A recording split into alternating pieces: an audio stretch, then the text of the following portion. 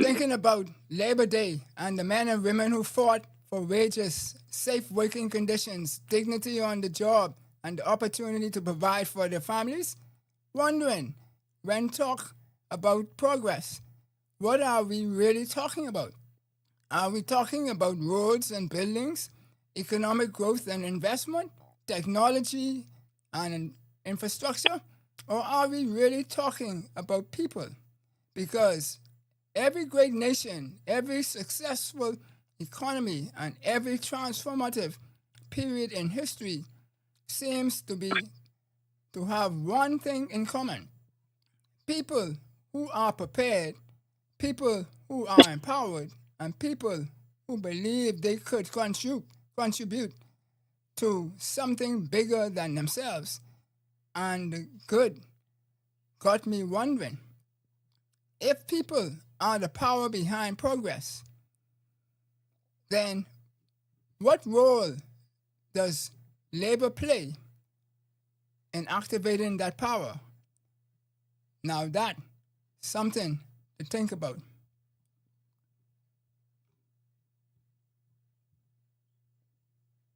Something to think about with Dale Happy Knowles. What we think, we become. What we radiate, we attract. What we imagine, we surely can achieve. Let's change the narrative, 242. Welcome to Something to Think About with Dale Happy Knowles. And then we have the wonderful job and honor to be able to interview a hero of this nation as far as I'm concerned. This man has walked the walk from kings down to the fellows sweeping the streets and helped them all become better men and women. That's kings and queens, I guess you want to say that. So we want to welcome to the show the Honorable, I add all kind of names to people name. The Farquharson. That's Anthony Robert Farquharson. How you doing, sir? I'm doing well, very well. So good to be in your company, brother Dale knows. Dale Happy knows. Well, Wonderful to talk to you tonight. you're quite welcome, and sorry that you had some technical difficulties, but we got your sound through, so at least we can hear what you got to say. And people could imagine what you look like from the picture as Yeah. we move forward. Yes, sir. So as we welcome the 242 and all across the globe, we appreciate you support and drop us a comment in the chat so we can know what you're thinking about and show us so we can show you some love. Maybe put some of the things you're saying on the screen. So tonight we celebrate the Bahamas Labor Day, which is on Friday. Yeah. And we all gonna be putting on our t-shirt and walk out there in the sun, except for people like me who have medical issues. But my spirit will be there. But, Certainly. what we're gonna discuss tonight is labor and progress, activating power of our people. We always talk about Labor Day and we talk about the workers, but are we talking about activating the power? So joining us today, as we said before, this is the man who is no stranger to labor and progress, a fearless and respectful man who has activated many persons' potential. We speak of Farquharson, as we said. He's an executive manager in the Ministry of Labor, former director of labor, former trade union and industrial relations specialist whose distinguished career spans more than 4 decades. Boy, that's some heavy stuff, And so when we talk about all of that time that you've been out there in the trenches and you expand yourself, so you've gone on to labor, employment law, workforce development, dispute resolutions, public administration, unlocking human potential, contributing to national progress.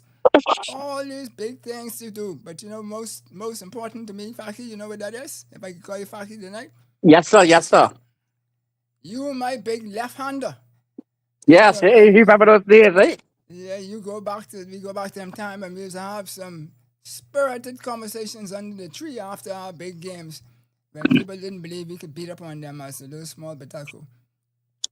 Yeah. Wonderful memories there. Wonderful memories. Cool. So, as we move forward on the show, then we want to highlight for you one or two things, and one of them is a quote, because we always start the show with a quote. And if I could pull up the right one, no, that's the wrong one.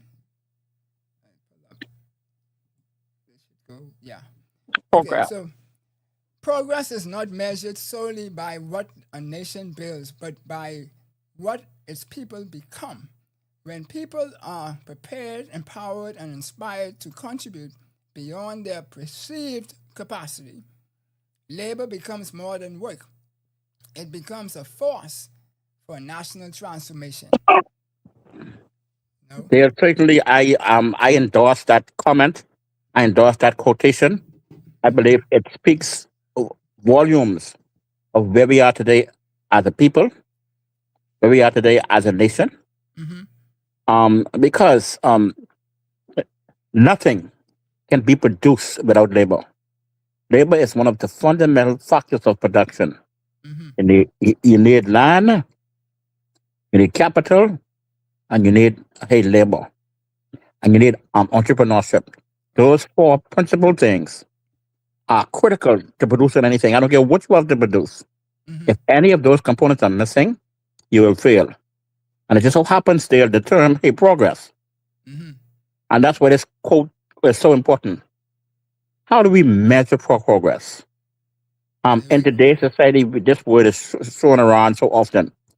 But progress can do nothing without the people. Right. The people must be at the forefront of progress. And when the people cannot be at the forefront, we only talking gibberish Yeah, there. self. Yeah, exactly. Mm-hmm. Yeah. Yeah. And we're gonna dive into that tonight also, because I specifically highlighted that we believe that progress is how big our bank accounts become and all that kind of stuff. But those are tangible things on the top that we like to measure because somebody told us to measure that. But I believe that you're supposed to measure progress by how well you achieve your potential, whether it's you as an individual or you as a nation or you as a whole country and all that kind of stuff. It's not necessarily what the budget say and whether you have deficit and debt and all that kind of stuff. Is are we advancing as a people? To me, that's the key. Right. Okay?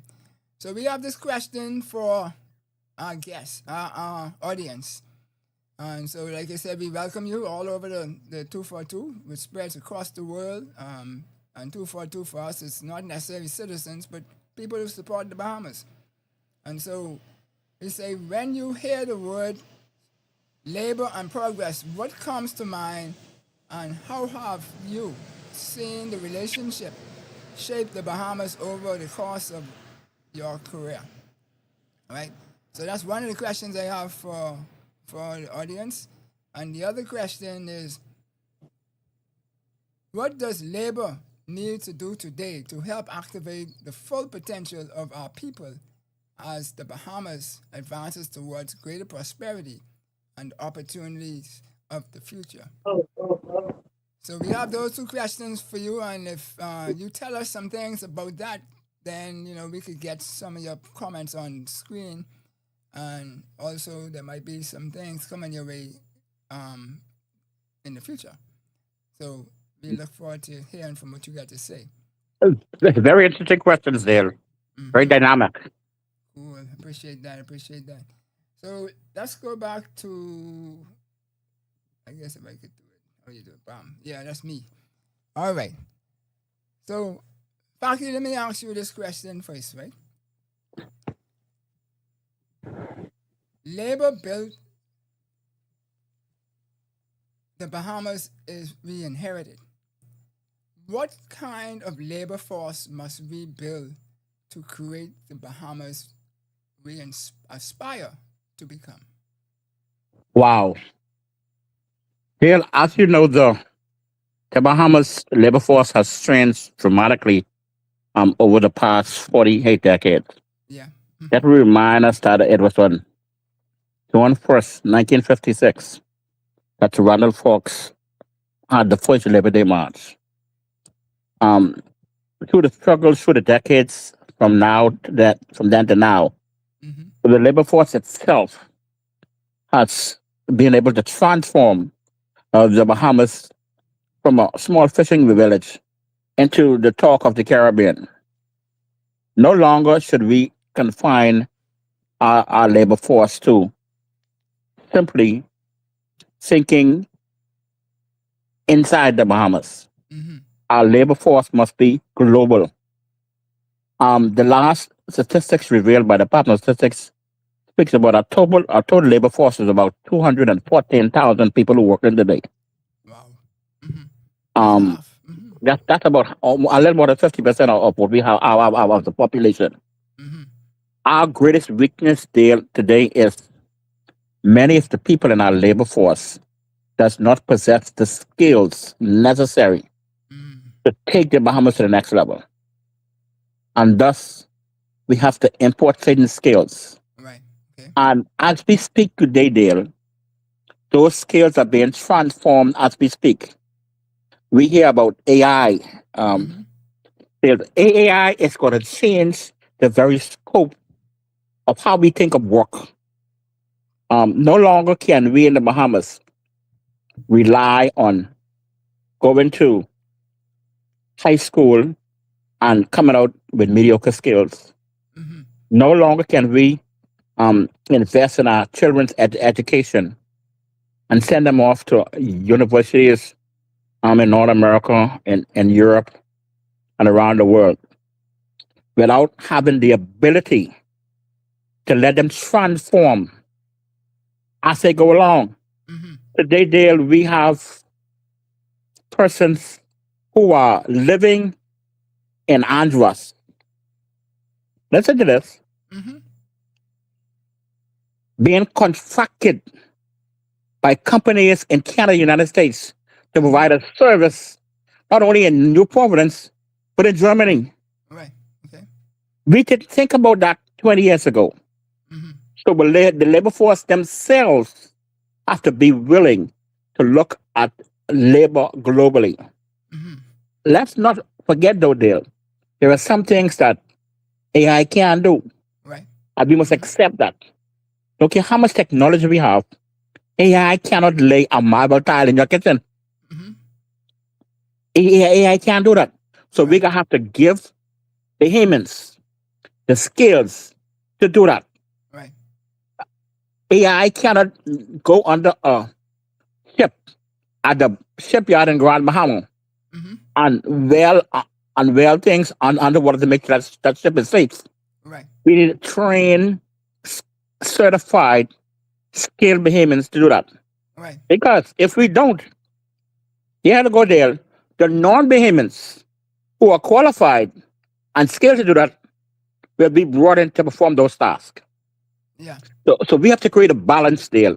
We have to create a balance in that we have to give our children the tools to perform these jobs at high level, while at the same time allow our children and our grandchildren to think globally. It's a difficult task.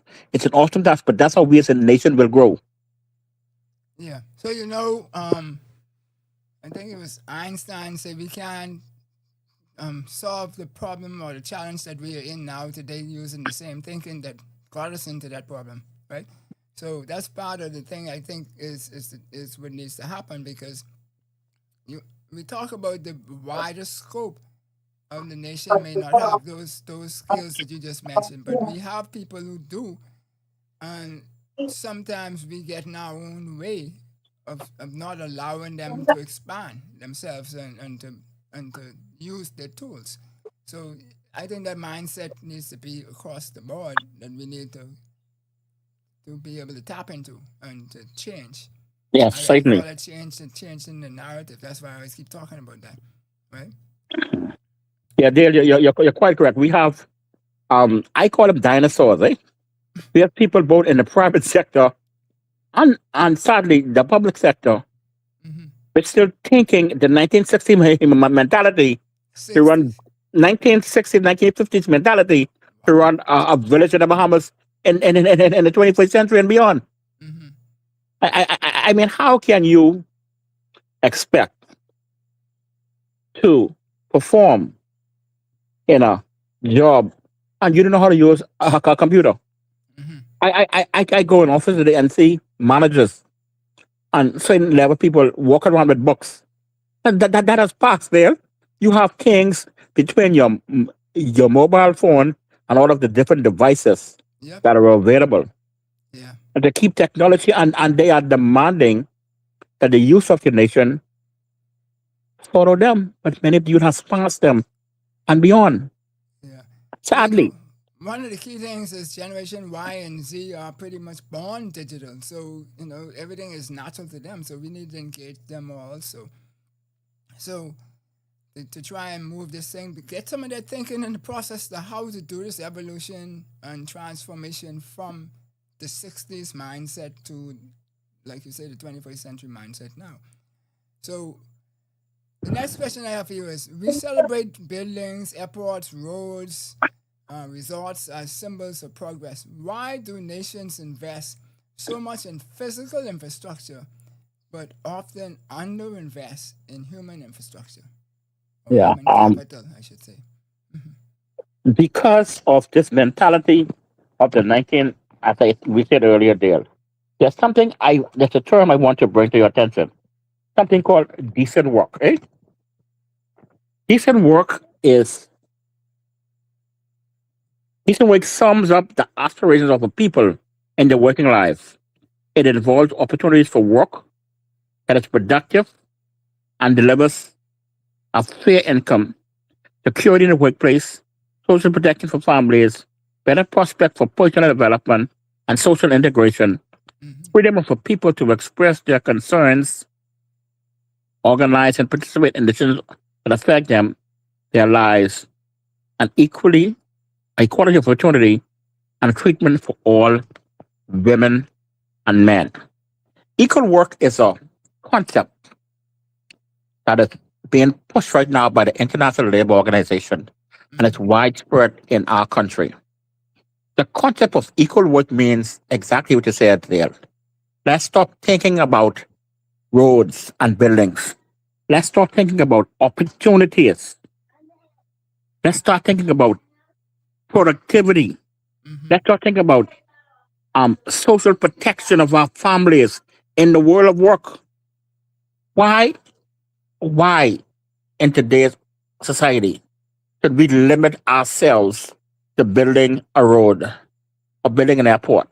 We should be taking building a road and building an airport to ensure that when persons come to visit our country as a tourist, they are safe and they have an opportunity to see what we offer as a Bahamian.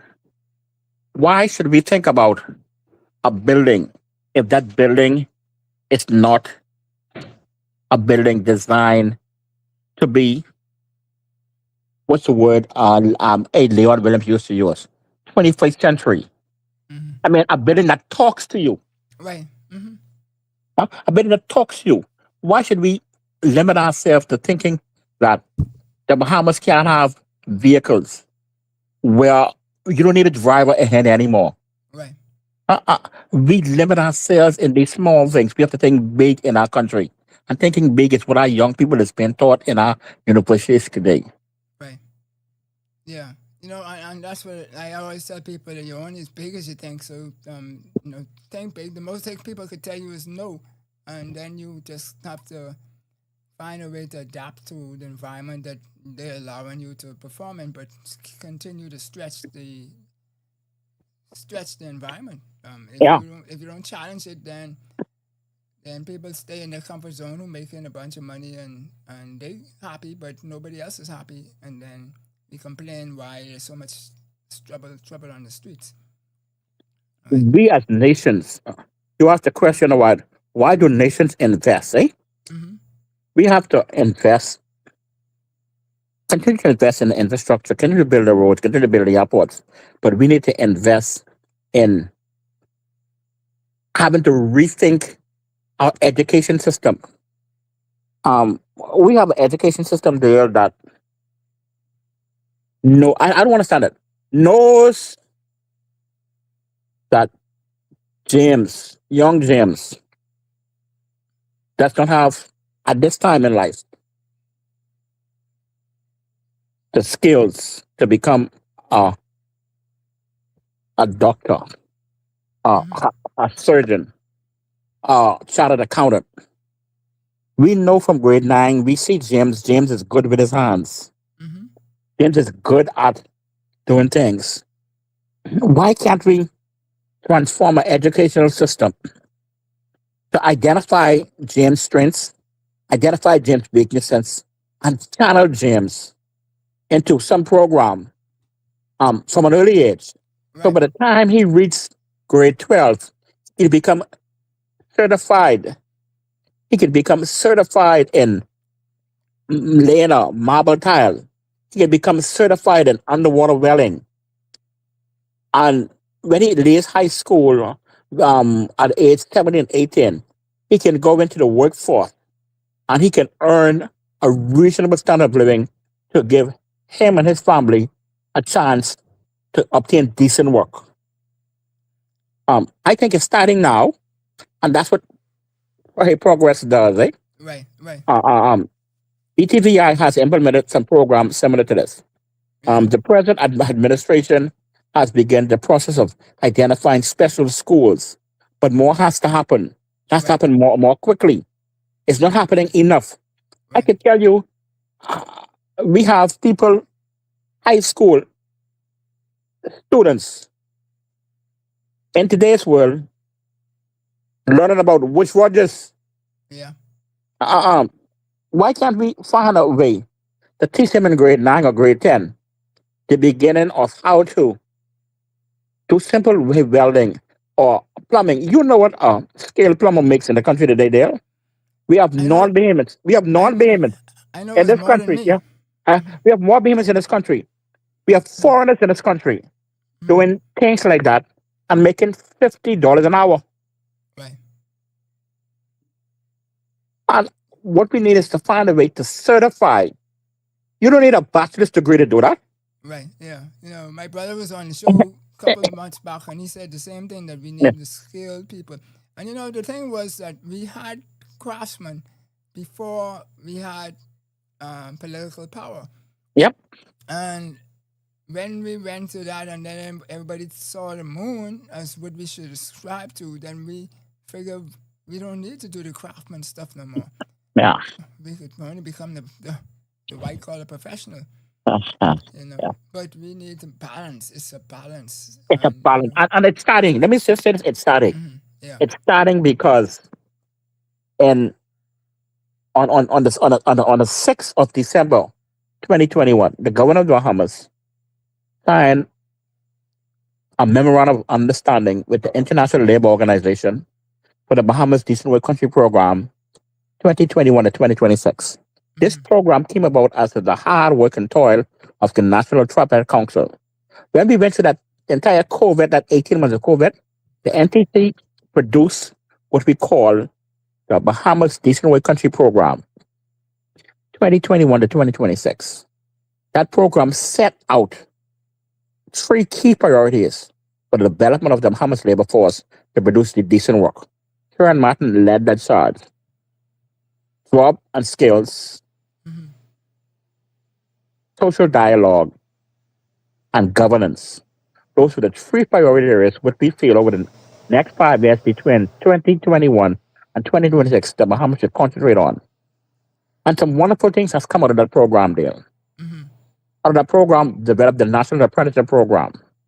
Out of the program, developed a significant change in how we approach the labor laws. In another couple of weeks, the industrial relations environment is going to be transformed with a new Employment Act, a new Industrial Relations Act, and hopefully a new Industrial Court Act. We have Okay. the National Productivity Council, which is about to become law. We Mm-hmm. have a significant increase in small and medium-sized businesses. We have a significant increase in governance. All of this came out because, Dale, a structured plan, Right.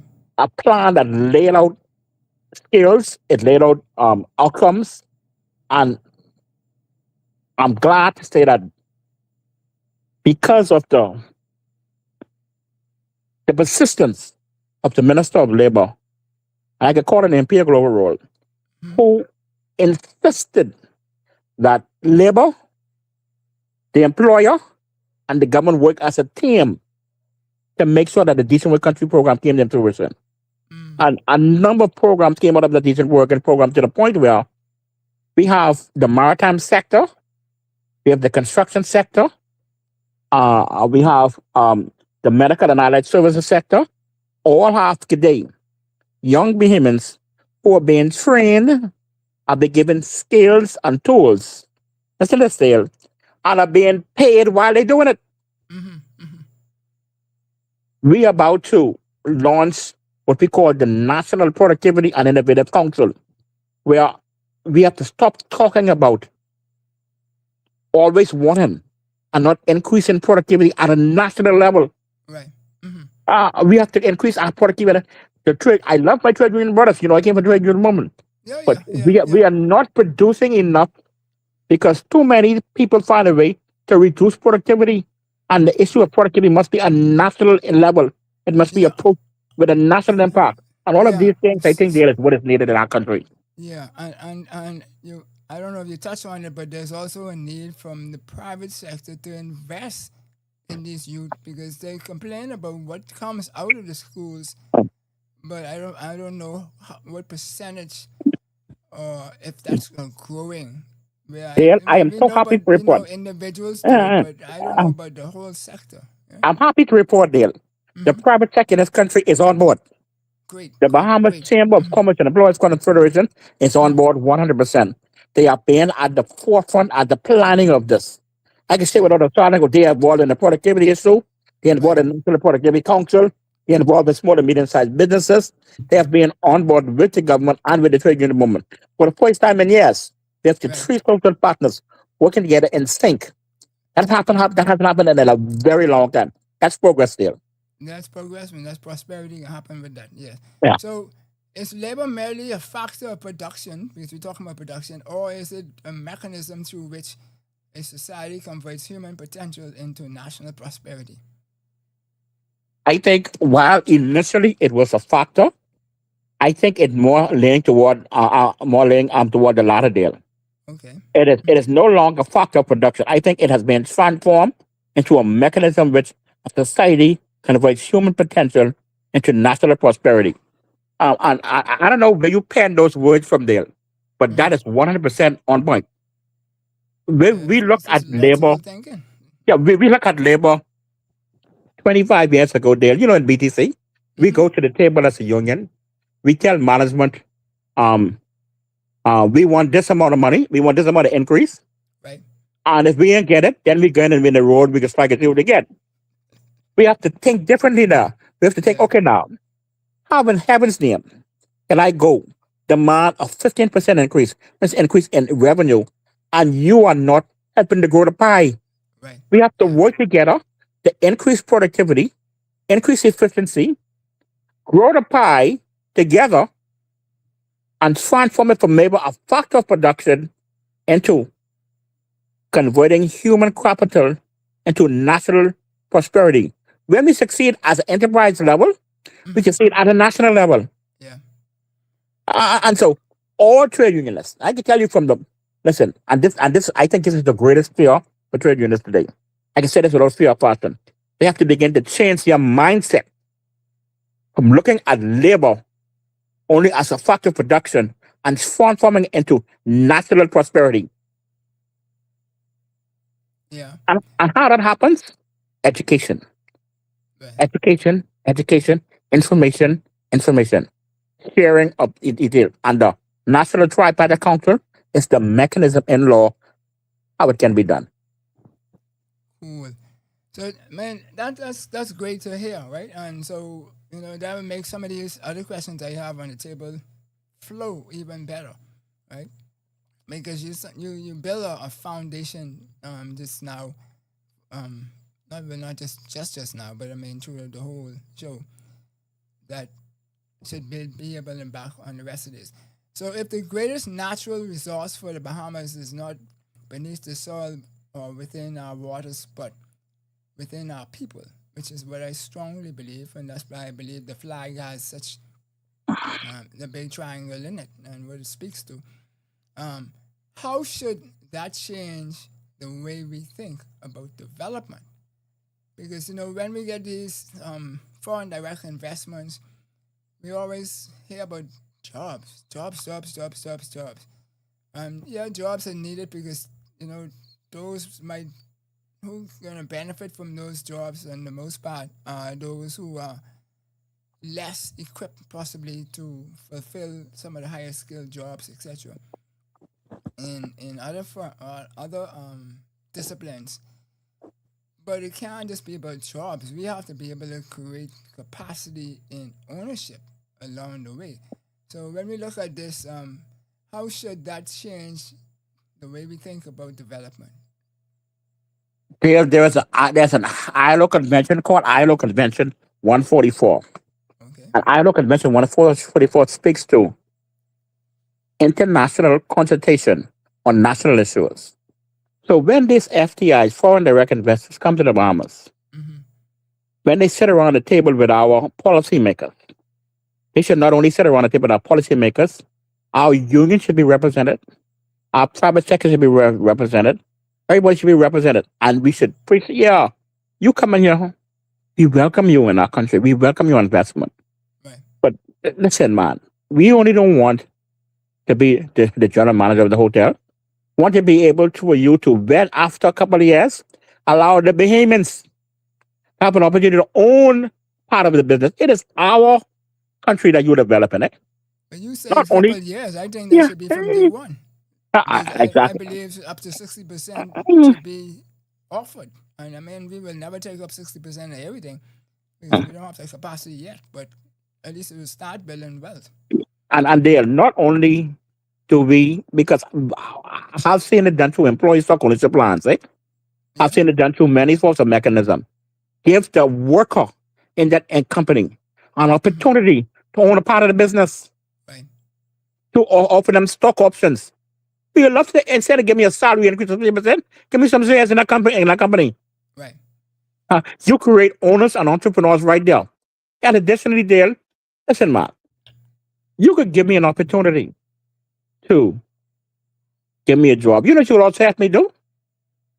Have me to invest in some kind of fund to make sure my children and my grandchildren and the people around the neighborhood get Right. tertiary level education, build capacity Yeah. of Bahamian young men and women through your foreign direct investment, through the hard labor of the people that is Mm-hmm. providing, the men and women who's providing the workforce, for you to be able to produce, for us to produce enough productivity issues to make your company profitable. And the more your company become profitable, it gives us a peace of mind knowing that some of the profits that you give is going to build capacity, not of me, of my children Right. or the little boy down the road. And that's how we have to think as a mindset. But we can only begin that there if the policymakers stop thinking that all the answers lie with them. All the answers don't lie with you. Yeah, but we Bring put the we put the person around the table. policymakers there. So we need to put people who thinking like us. Right. Exactly. No. There are so many persons that have so many things to offer at the table. And we don't want to be at the table when the deal then finish. Right. Because that's what they try to do with BTC when they try to sell BTC.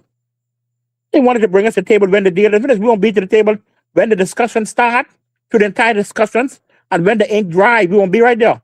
Because we may be able to produce something, we may be able to suggest something that the Right. investor didn't think about that would make the company more profitable and make the Bahamas a better nation. Yeah. Yeah. That's the name of the game. Is to me, when you get the most feedback, then operations become more successful. Yeah. And sustainable. So we Oh, more, often hear about creating jobs, as we talked earlier. Should the greater challenge be creating people capacity over creating of creating opportunity. We have to think that way. Another excellent question, another excellent suggestion. And let me give you some prime examples, there. Mm-hmm. Some real life examples. How we could think about creating opportunity. Um, there is a bark, there is a plant in Acklands called the cascarilla bark. You might have heard about it, eh? Yep, yep. Mm-hmm. It grows in abundance. My father and my grandfather used to go on a key called Atwood Key in Acklands. They used to cut bark. They used to beat bark on the seaside. Mm-hmm. Why should we think? Why should we be thinking about exporting bark? Why can't we invest in a manufacturing enterprise in Acklands or Crooked Island Mm-hmm. and manufacture the bark here? When an investor comes, no, we don't want you to come in the Bahamas. We want you to the same bark that is used to produce medicine and all kind of things in Europe that is sold very, very cheap. If we could find a mechanism to have that produced, manufactured here in our country, and not in New Providence, show. Go to Acklands or go to Crooked Island Mm-hmm. and build a factory that start there and see how quickly we will transform and give opportunities to people and communities. That's what we have to think. And cascarilla bark is only one. It's only one item. We Oh, have a yeah, we, sure. we have a vast majority of fisheries in our ocean. You know how much creatures in the waters in the Bahamas can be profitable if it's properly manufactured. If Yep. we build factories here and fund and give our young people who went to universities in Canada and the United States and Europe to come back and put some of that education, that skill here in Abaco or in Aninago, opportunities there. Yeah, and that's where we get the five pillars of the new built environment that I be promoting. Design and promoting. So if we talk about that's just one area. I mean, we have a whole sea that is probably just as big as the Caribbean, and there's opportunities in that. There's the sun. There's you talked about the land, the medicines, and I always talk about that bush medicine by itself. There's a story about a gentleman my mom always tells us that he's a Bahamian who pretty much created the foundation for what we know today as Gatorade, right? And his patent, he took it over to Florida, and it found its way up to the Gators, and eventually they produced it and called it Gatorade. I don't know if his mom was compensated for it or not, or what. I don't know the details of any of that. But that's a long time ago, and that's if they could do that then, why can't we do stuff like that now? We have our Honorable Ed Miller, who you know very well, and so forth, who was or is, he's still alive, but an inventor while he worked at Pataco. And so he has patents from what I understand.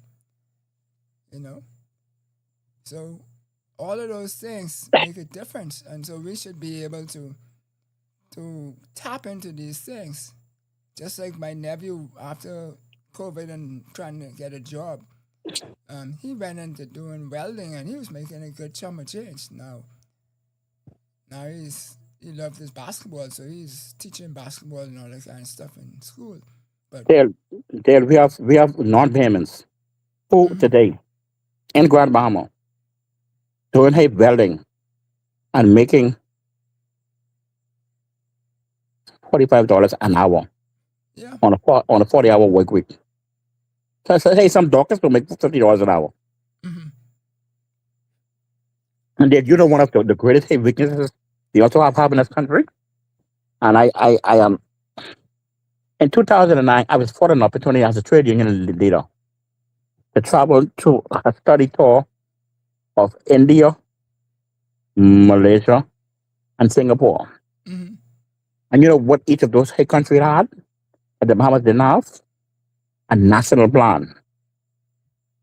Doesn't matter which political party was in charge right, as part of the government.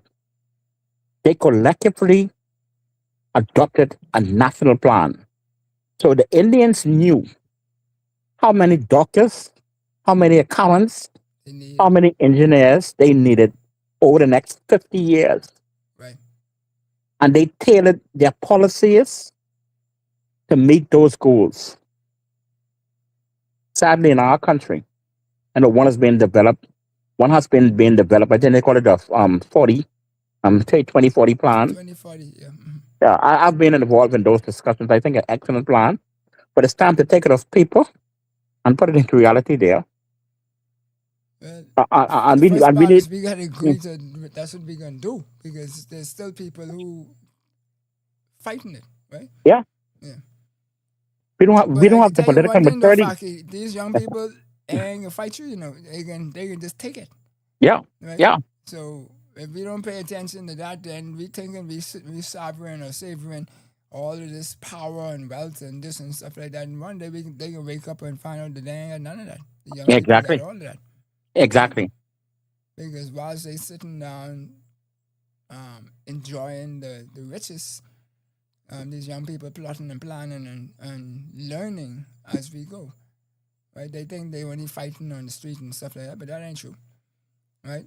So on the same line of thought now, if every Bahamian became 10% more productive, innovative, or engaged, what impact would that have on our trajectory of the nation? Wow, wow.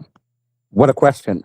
Yeah, Because I know about, you know the answer because oh, you I know the study answer, this but thing inside out. I will give a little story about the answer. I did a study when I was in university. I did a study and I wanted to find out how the number of business buying Mm-hmm. numbers. It wasn't no lottery, wasn't organized then like how Yeah, it is yeah, now. yeah. It's in the bag, All throw it in right, the bag, that. Yeah. how it impacted productivity. Mm-hmm. I conducted service in a number of banks, a number of government corporations, and a number of private sector organizations, and two universities. And I was humbled by the amount of time taken from your daily schedule to play Mm-hmm. numbers in this country. Mm-hmm. It had a direct impact on productivity in our country. Yep. Um, it has to change. But that's a trade off too, Yeah, though. yeah, yeah. Yeah. It has to change. And the trade off is because a lot of those same people, not all, but a lot of those are looking at numbers as their source of income Right. because we don't have opportunities, or most of them don't have opportunities to go to the bank and borrow money The bill and home. stuff like that. The So bill they home. use Yeah, the number system to get it. And exactly. somebody just told me yesterday from some statistic, not yesterday, Monday. It was yesterday. Yeah, anyway. So that the average person now, we were at 1,000 a couple of years ago. Now we're at $300 Mm. per person. So Yeah, badly. Let's talk about productivity there. In yeah. Mm-hmm. 2015, the National Productivity Council was established in law. At that time, the head of the Productivity Council was Mr. Edison Sumner. Okay. I served as director of labor, and I was the leader in establishing what we call a National Productivity Council. And yes, it's gone by. Administration has changed, Mm-hmm. but embedded in the Bahamas Decent Work Country Program 2021 is the operationalization of the National Productivity Council. I was fortunate enough to have been appointed by the Honorable Pierre Glover to lead that charge. Mm-hmm. I can tell you without a shadow of doubt, Dale, we now at a stage where hopefully in another 3 months, legislation will be brought to Parliament for the formal establishment of a National Productivity Council. We had a task force been working from September of last year. Mm-hmm. The report has already been delivered to the cabinet. The legislation has already been drafted. We take pattern from what they did in Trinidad, in Right. Jamaica, in Suriname, and in Singapore, and in South Africa, and we develop our own plan. And this plan is to foster what it's going to take for improve productivity and innovation at a national level. We have to do it, Dale. Yeah. And you always have to start there in the public service. Yep. It has to start in the public service. But we I, also have to include things like transportation in that Transportation, body. transportation, our banking sector, our Mm-hmm. financial services sector, our Mm-hmm. utility sector. All Yeah, of these things have to be involved in how right. we do this. And all of this Definitely. has been All thought those about. affect productivity. Yeah. Exactly. Mm-hmm. Why? Let me ask the question. Why? Let me ask the question. On Mm-hmm. why do we have to so many government agencies duplicating efforts? 3, 4 ministries doing the same thing, Yeah. wasting our resources. But one thing a wise man told me multiple years ago, right? Named my uncle Laban Knowles. Always remember government's currency and the public currency is not the same. Right? Government currency is votes. Public currency is dollars. The general public. And guess what? So they Whoever don't knows was a always wise man. match, right? Whoever knows was a wise man. Mm. So true. And so we have to create that balance there. Right. We have to create that balance between the government currency and other currency, eh? Mm-hmm. And that balance will be responded to by the National Productivity and Innovative Council, where we will strike a balance. We'll bring all the players together and create an environment where we look at productivity Mm-hmm. and see how best we can improve it step by step. The Japanese call it the Kaizen of step by Right. step. We ain't gonna win all at one time, but if Yeah. we go step by step, we will make it as a people. Yeah, that's why the But it youth has to guys are start. so excellent, right? Yeah, yeah. Yeah, It but has to start there. And again, I can say I know this is your word, and then I'm not being political, but we started in 2015 mm-hmm. as a result of the Decent Work Country program. Started in 2021. Mm-hmm. We're now on a stage where we're ready to go to Parliament with the legislation. That's With all of the awesome. players That's and all awesome. involved. Yeah, but these are encouraging things that you're putting on the table. You know, one of the things I always say is that our administrations do a lot, and they might be able to achieve everything that the public want, but we do a piss poor job of letting the people know what we are actually doing. Right? And I'm glad you're saying these things on the show, and hopefully people will get to hear it, right? Yep. And I think we are failed in letting the people know what we have been doing. I agree with you 100%. Mm-hmm. Yeah. So is the future of labor about projecting workers for change or preparing workers to thrive through change? It's the future of labor about protecting workers from change, Mm-hmm. or preparing workers to give through Thrive. change. Yeah. Any trade union leader today, Oh boy. bar none, who thinks that they can operate a trade union like how Keith and Charlie Battle used to do it, they ain't gonna be a trade union leader long. Right. Fact, some of them been around and they're still around. I agree with you. And you still hear it on the paper every day. Yeah. Any trade union leader who think the answer is going out in the road and stopping productivity and stopping work, Mm-hmm. they living in a la la land.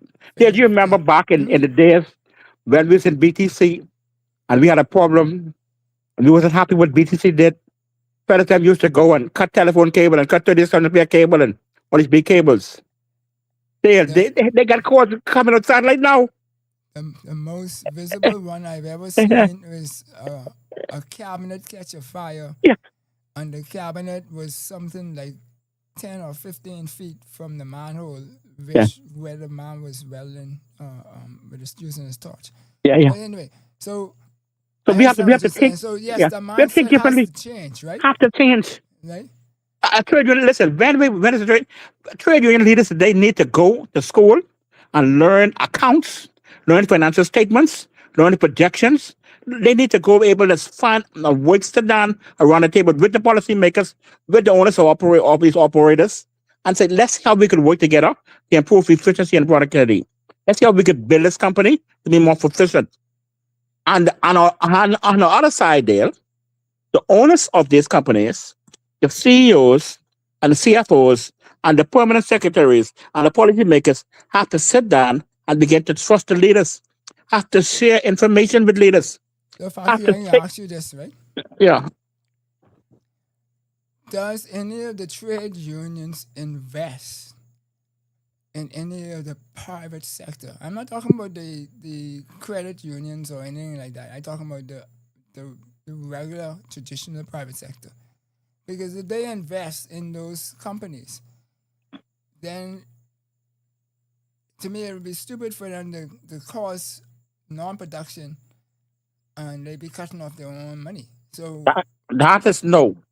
wow. And they that is the royal that is no. And if they go and they get the training and they get what it takes to understand all of the statements, they will know how important it is for any company to welcome a 10% stake owned by the workers, owned by the union representative. If you got a stake in the company, Yep. you have a company that a manufacturing company, and you got a dispute with the employer, but you own 10-15% of the company, what you gonna strike for? Right. Because the more you go on strike, the production gets ceased. That means you begin to lose in your investment. And so more opportunities like that have to be made available to unions there. Have to be made available to unions. There are things called employee stock ownership plans, right? It's widely circulated in Europe, in Germany, in France, where employees become part owners of companies. Yep. They have employee representatives sitting on the boards. Yep.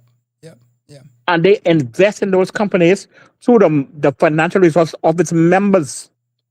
And so when time to get a general salary increase, the union can say, don't give us no salary increase. Let's take just 5% and let's reinvest in the company. Let's have innovation. Let's get some more products and services. Right. And so we're talking about productivity and you use those examples. I can give you an example right now that many people could identify with. In 2006, when Leon Williams asked me to be the vice president for the network services, which was your construction, operation, and what was maintenance. Maintenance, yeah. And then the data people and wireless and everything all combined together. I asked him if I had any restrictions, and he told me no. So one of the major things that I found within the first month or so was that the majority of the workers had no idea the connection between what they did and the company bottom line. And all I did was go on a program for the next 6 months to help them understand that. And after that 6 months, they went from almost rock bottom to almost the top performers in the organization, right? And so that's a productivity gain because people got invested in the whole process because they could see when their folks and colleagues was messing around, how that Yeah, could affect of course. them having something. Come on, people. Yeah. So, all those things help. So that productivity, like you mentioned, we have to be invested in that. You still there? You starting to gabble. You're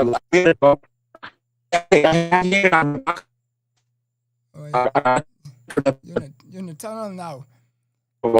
So we had a couple more questions, but if go ahead. I said, go ahead and repeat it. We got a temporary.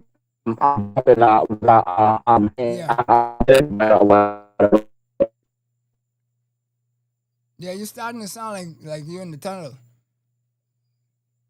So we can just wrap it up because I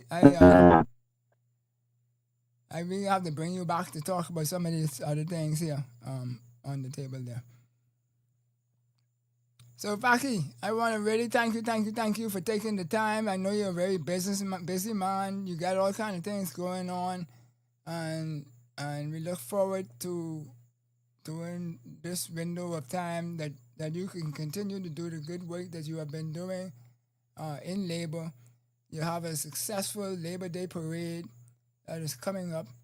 We look forward to labor, the private sector, the labor unions, the government, etc. All of these people coming to the table and working as unison, as a team, because we only are one of a small nation, but we are one of the richest nations in the world. But if we're not maximizing our potential, then we will continue to have the ills that we are exposed to on a daily basis that we have to navigate.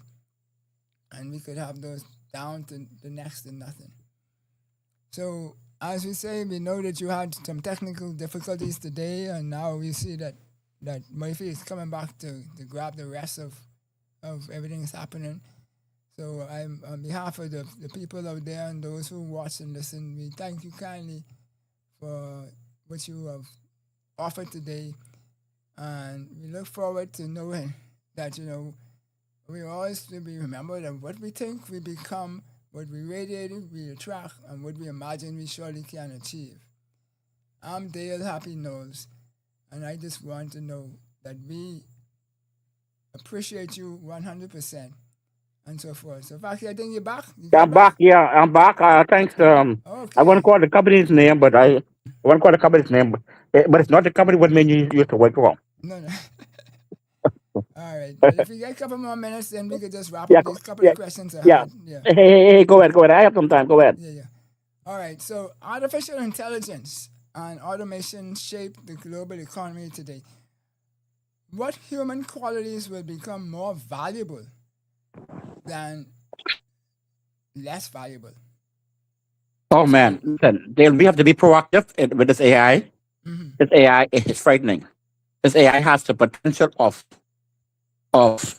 eliminating significant jobs in our every day to day life. How do we respond? yeah, We should not be fearful of AI. We should grasp AI. We should be proactive to AI and mm-hmm, begin to plan now how we could make AI work for the jobs of today.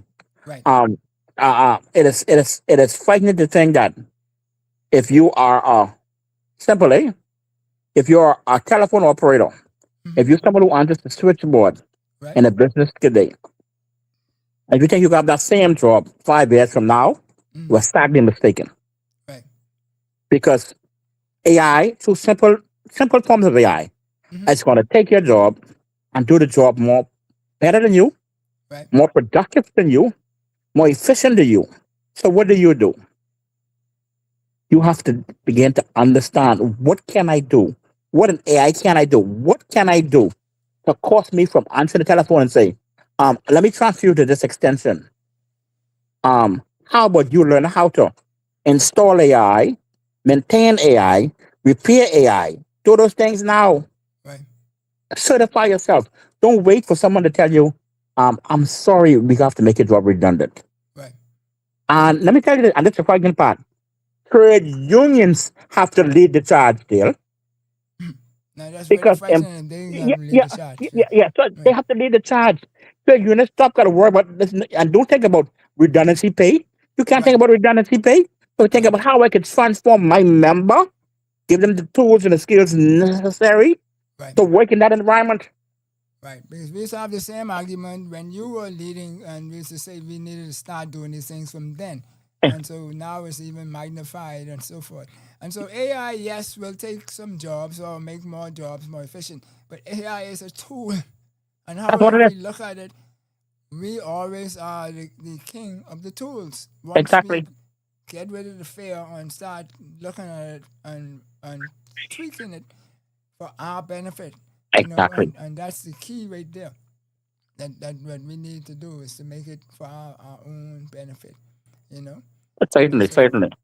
Yeah. So that value and the other part to it is I tell people I don't care how much these people study, and I've seen some podcasts and stuff of last week or so where these guys were talking about how they studying so deep into the whole human brain to try to duplicate that in AI. It ain't gonna happen because there's somebody upstairs who can not allow it to happen like that. Right. Right? Right. Right, and so forth. So for someone listening to us right now, what do you think is the biggest opportunity hidden in labor today that we are currently overlooking? And I know you see the whole scope. Everything that happening It in the all government's come to you. Yeah. whether they take your position or not. You still know. What is I know you sent it out to your audience, right? Someone listening to us right now. Mm-hmm. What do you think is the biggest opportunity hidden within labor today that we're currently overlooking? Right. It right As, there looking at us and first yeah. saying, see me, see me, see me, see me, and we ain't doing nothing about it. Mhm. Um, I think as our audience pondered that question, from Mm-hmm. my perspective, I think one of the greatest hidden things is the fact that Michael Jackson coined this song, eh? He said, if you want to make a change happen, Yeah, I know you can sing that. you have to look in the mirror. Mm-hmm. You have to start with you, Dale. Mm-hmm. Listen, when I was a trade union leader, I know you Mm-hmm. remember this, right?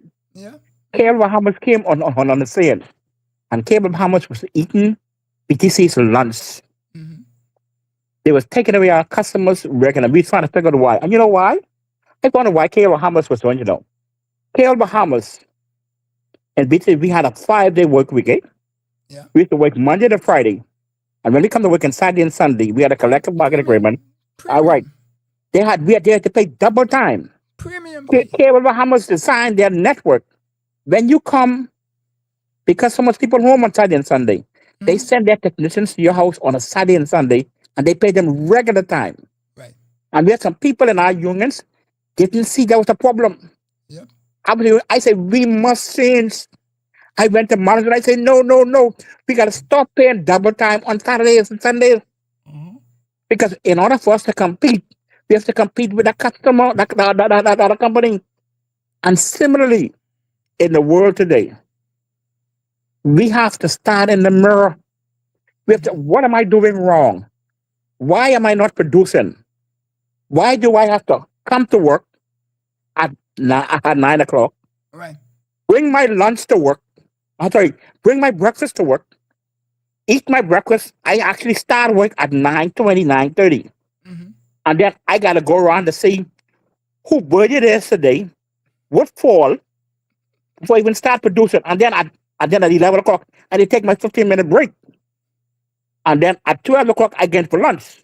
Mm-hmm. And then at 3 o'clock, I want time off to go pick up my child from school. And when 4:30 come, when 5 o'clock you come, 4:30 your bag and pack. Yeah. That mindset has to change. That mindset has to change on that side, right?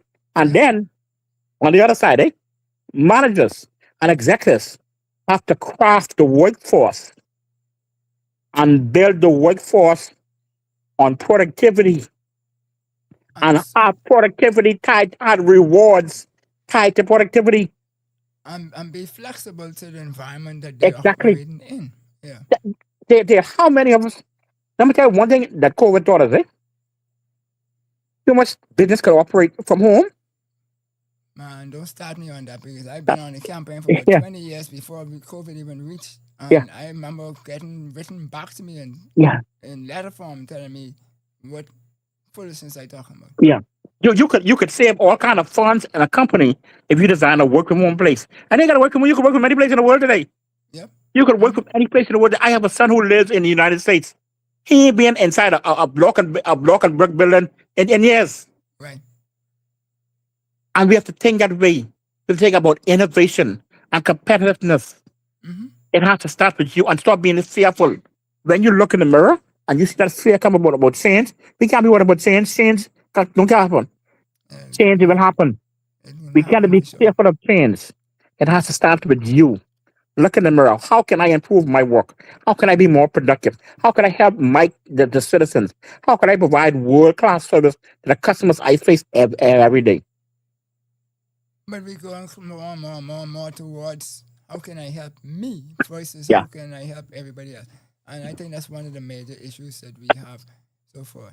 And so as I mentioned that, we talk about the new built environment that I talked about. That came out of when we were in COVID, and I said we can't be going to this so-called new normal, which means that as soon as COVID left, we just follow what the default is and keep moving and stuff. No, we need to design the environment that we want now, and then use intentionally plan towards achieving it.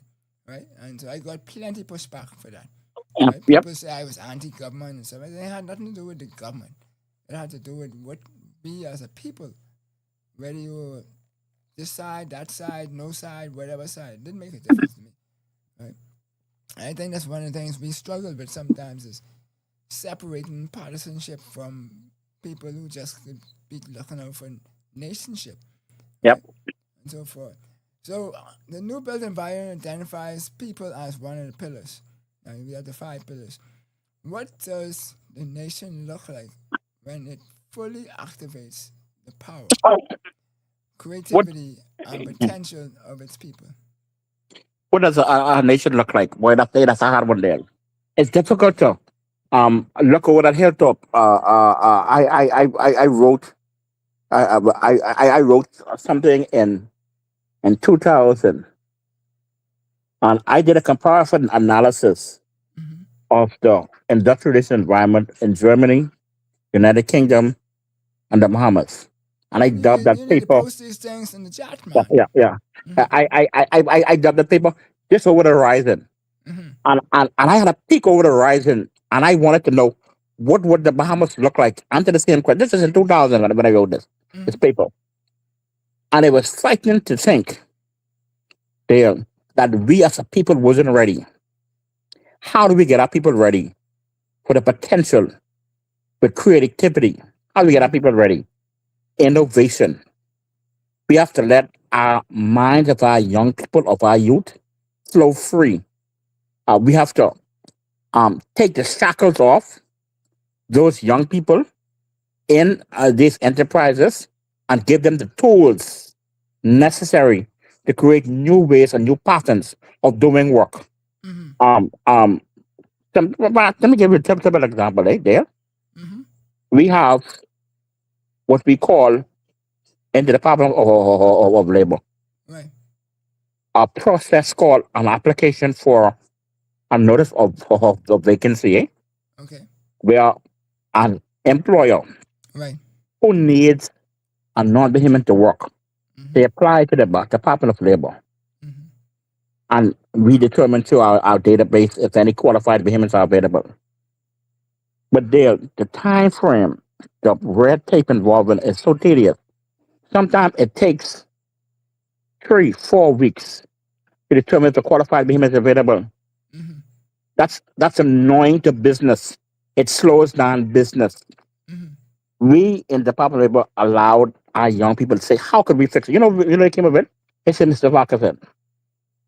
They said, "Mr. Farquharson, if we know there are no qualified behemoth engineers Mm-hmm. who is in our database, why should we wait 3 weeks to tell an employer no engineers available? Right. If we go out and we identify all engineers, get all engineers in our country qualified, put Mm-hmm. them in the database. Are you available? And an application, we can tell the employer, no behemoths are available. So in 24 weeks, we'll be able to tell the employer, here's your labor certificate, without waiting 3, 4 weeks. Right. And we do it in a different, and that came from somebody young. Yeah. And Somebody that's who what we told were me that. talking about earlier. I said we Exactly. got to embrace them and let them use the Exactly. ingenuity. Mm-hmm. And that's only a small example. If we allow the creativity and the innovation of our young people today to Mm-hmm. take charge and give them an opportunity, Yeah. it's amazing what we can do as a people if we unleash the potential of our youth. Yeah. People is the power. I keep Yeah, saying that, and I firmly believe that. Right? You can have negative people, you can have positive people, but you can't worry about the negatives. You guys just go with the positive that you know about and keep driving forward and encouraging more people to be positive and structured and focused on having a compass towards improving the nation. I mean, if you raise the tide, then it can raise all the ships. So, exactly. Exactly. so forth. So I said, If Labor Day were not about celebrating the achievements of the past, but preparing for opportunities of the future, what would be the message to the Bahamian people? um, we can never forget our past there. Let me say that again. No, I'm not We can saying to never forget forget our it. I'm past. saying Yeah. that if it wasn't because Labor Day seems to always be focused on talking about history, but not necessarily looking forward. Right. What I'm saying. We saying the same thing, right? Mm-hmm.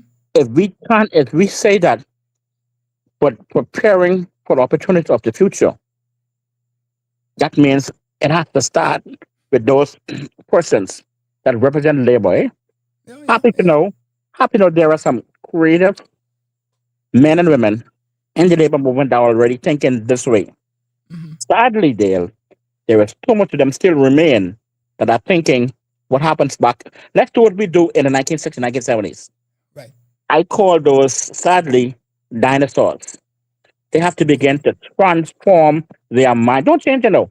Just transform their mindset and know that in the hotel sector, in the financial services sector, in the construction sector, Mm-hmm.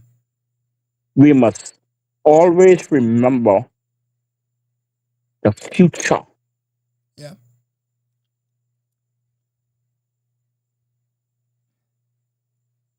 So one of the things is though, as I mentioned before, we would like just what I said we did with network services. How We can we give the tools as a union leader with the policymakers and help them create an efficient and effective BTVI? mm-hmm.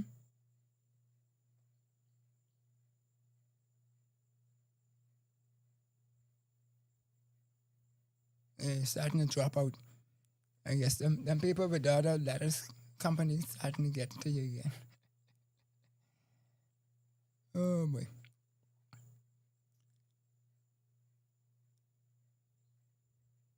Yes, Faki. So I have one more question for you. So hopefully you can come back so we can answer that one question. Because you look like you drop out, you're gone. Maybe you need to drop out and come back if you can hear me. And let's see if we can get through this. But one of the things, folks, is this. We have to help and guide these trade union leaders, etc., through the system. Even if that means that some of them need to change, if they prepared not to change and learn and adapt. But we can't just tell them things. They're doing things the same way because they're not comfortable. They're not comfortable, the trade union units members who are still doing it the old 60s and 50s way, because they're not comfortable with doing it any other way. And so we have to show them how doing it in another way could be beneficial for them also. Because people don't Right, really change just like that. right. It has to start with the very introspective look. I just said, yeah, I have to do it. I have to do it. Yeah, you're breaking up again. Make a decision to privatize BTC. And we went from a union membership of 2,400 members to 1,200 members in about 2 years. Yeah. And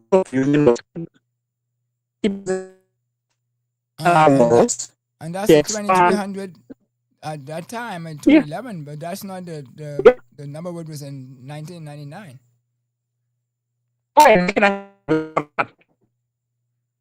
And so the organization, we had to go to care about us and the National Guardian and see what class services.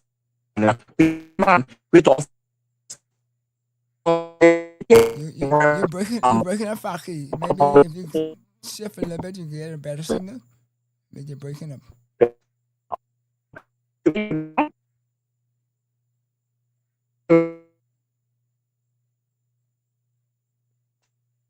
I know you want to say this piece, but you're breaking up. So if you could just find a couple more better energy into that system that you got there, those guys are gonna reward you for staying the cause and being a true trooper. Yeah. So yes, as I was saying though, one of the things is that we really have to guide our elders. It's a hard thing because they feel that they know more than everybody else, because they walk and they fought through the strife and the challenges, etc. And the newer generations haven't fought through the challenges and the strife, so a lot of them feel entitled that you have to listen to them because of that. But the Bible teaches us that we all have a season that we need to do some things. That don't mean you must disappear, but your role in that season changes, and so forth. And said, right. So as you were saying, Faki, so we can wrap up because I got one more question for you. Yeah. Hey, go ahead. Good. So I'm saying, so the other question I have would be this. For the young Bahamians watching tonight, because this show is all about trying to help them see different, that, there's value in staying in the Bahamas and engaging, etc. and fighting for what you want. Don't just sit there and complain. But what one rainmaking opportunity they can pursue right now that will turn their creativity into enterprise and help build the new built environment, the environment that is sustainable for generations to come? I think there, as this is the last question, is very provocative question. And it goes to the heart of what we're speaking about all night. We are remaking opportunities that can pursue right now and turn creativity into enterprise. Traditionally, we went to high school for 12 years. Left high school, went to university, get a bachelor's degree, a master's degree, and came back to try and find a job. I think that mindset has to change, and we need to think about becoming certified in skills, possess the skills, and then use those skills to create opportunities for enterprise. And it doesn't necessarily mean find a job. Right. It means find something that you do it well, and create opportunity for yourself and create opportunity for other people. Right. And we have to think about other people as well. If I have a skill and I am good at my skill, I don't need to work for nobody, I can work for myself. They can hire you. Exactly. And we did start, and there's something in the law of contract called the contract for service and the contract of service, You know about the law. If you want a contract for services, a contract of service, I had somebody. I want a contract for service, hire my company. Right. Let my company perform a task for you. And when I do it, then you break the contract.